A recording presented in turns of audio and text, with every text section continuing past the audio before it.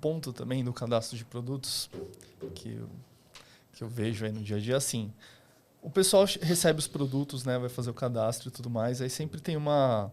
Ah, isso daí é da indústria, do varejo. Como que a indústria e o varejo podem trabalhar juntos no cadastro? Porque eu vejo que o varejo recebe o produto e ele cadastra da maneira que ele bem entende ali, né? Eu não sei se... Posso até fazer um Pode complemento, complementar. Júnior? A gente também percebe, por exemplo, na relação do processo de negociação entre indústria e varejo, a indústria, obviamente, ela tem um interesse em fornecer alguns itens que são, né, que estão ali na estratégia dela. E o supermercado também, através da área de GC, definiu uma estratégia para a ocupação daquela gôndola, né? E acaba que ali tem uma relação, né, de negociação que muitas vezes, pela falta de compartilhamento de dados entre as duas empresas, pela falta de colaboração, acaba que não há geração de valor para nenhum dos lados, né? Então, como que é esse papel, além dessa organização, né, que o Júnior comentou, mas também no processo de negociação entre indústria e varejo, como eles podem trabalhar de uma maneira mais efetiva, né, mais colaborativa? Bom, esse é um tema polêmico. Por quê? Nos Estados Unidos, existe uma cultura de exposição das informações muito mais aberta, uma cultura muito mais, digamos assim, voltada à informação do que no Brasil. No Brasil, todo mundo quer esconder a informação, né? Nos Estados Unidos, as informações são todas abertas, as pessoas trocam informações. Porque trocar informação é ganho, não é perda. No Brasil, se você tem um supermercado e você tem os seus fornecedores, que são sua indústria, você tem que olhar a indústria como sua parceira. E não como alguém que você tem que maltratar ou vice-versa. Tá? Ele é seu parceiro. Você vende, muitas vezes, o produto de maior giro, que é o destino da loja, ele depende de uma grande indústria. Então, ela é quase a dona de 80% do seu negócio. Você tem que olhar para ela como sócia, como parceira. Por outro lado, se você deixa que toda a sua gestão de categoria fique na mão da indústria, você só vai vender uma indústria. Você só vai vender produto de uma indústria. Então, você tem que saber dosar isso. Isso não é muito fácil, né? Porque você tem as marcas muito fortes. Vou dar um exemplo. Quando você entra na frente de uma gôndola, por exemplo, de café, né? A gôndola é a tradução de como o consumidor compra. Então, na linha dos olhos, você deve colocar, você varejista, dono do supermercado, na linha dos olhos do consumidor, os produtos que te trazem margem, os produtos que te trazem lucro, os produtos que você quer vender para ter mais rentabilidade. E não o produto que a indústria quer. Se aquele produto que te traz mais margem, que te traz mais lucro, coincidir com o que a indústria quer, ótimo, maravilha. Mas se não coincidir, você tem que ser dono do seu espaço e olhar para aquele espaço como um espaço de alto valor. Então, a linha dos olhos é o produto que me traz margem. Lá embaixo, no final da gôndola, é o produto que está na propaganda na televisão, é o café pilão, que eu não preciso fazer propaganda dele, eu não preciso dar o melhor lugar na gôndola para ele, porque ele já se vende sozinho. Então, ali no meio, são os cafés, normalmente, Três Corações, Melita, são os cafés mais premium, né, que te trazem mais margem.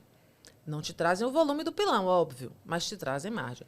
E acima da linha dos olhos, que é a parte superior da gôndola, você vai ter que aproveitar aquele espaço para vender os produtos que, além de te trazerem mais margem e mais lucro, te trazem uma imagem de marca bacana para o seu consumidor. Poxa, essa loja vende um produto um café descafeinado.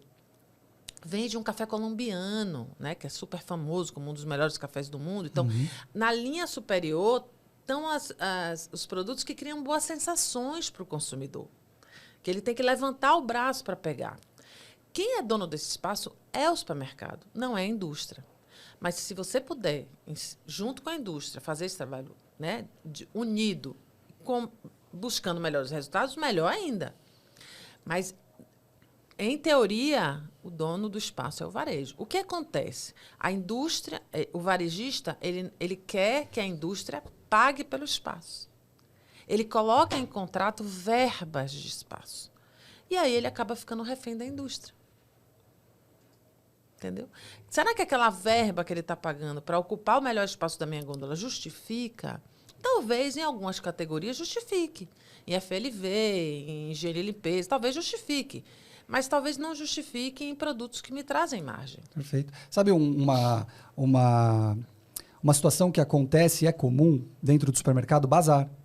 Porque é sazonal, né? Eles têm muita margem, mas qual que é o erro que alguns cometem? Eles liberam um espaço dentro da área de vendas muito grande para o bazar. Né? E aí, quando você vai olhar a rentabilidade daquele departamento, não justifica todo o espaço que ela ocupa, 2%, 3% da rentabilidade.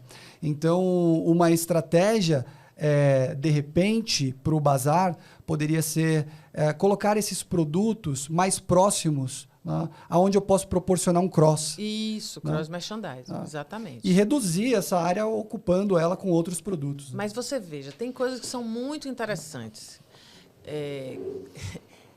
A Bahia tem algumas... O Nordeste tem características muito distintas do Sul.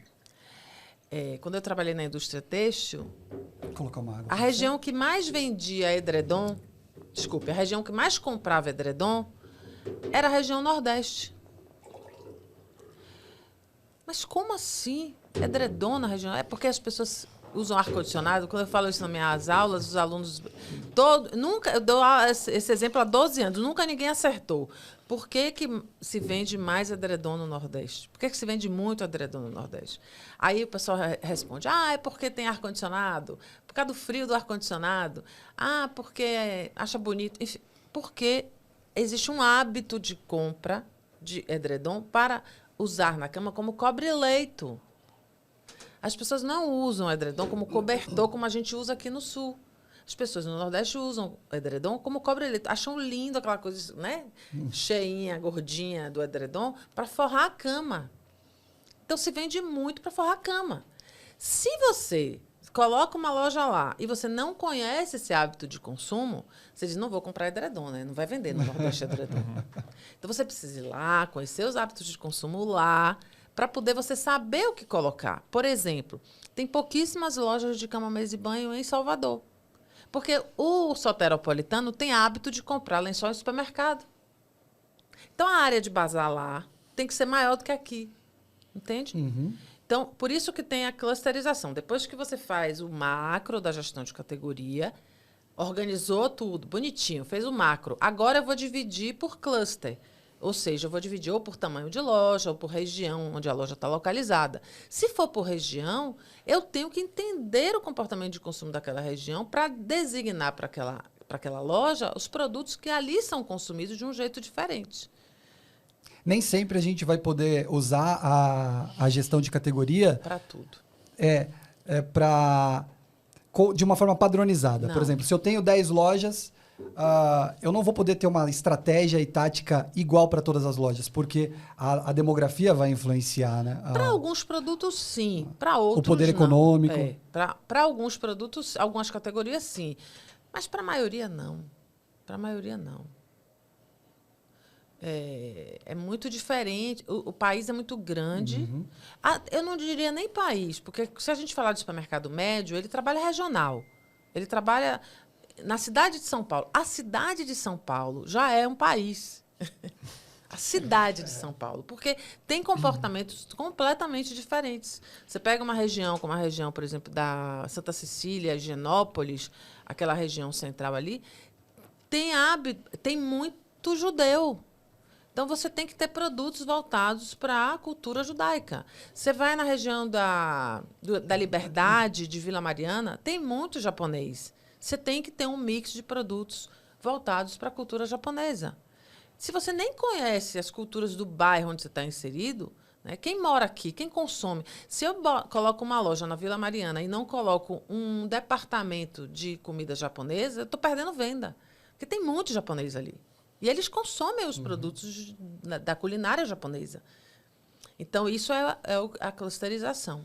Escolas japonesas, Escola, é um bairro que tem muito japonês. Então, se o supermercado tem loja na Lapa e tem loja em Vila Mariana, ele vai ter um mix diferente. Então, não precisa nem mudar de cidade, nem mudar de estado.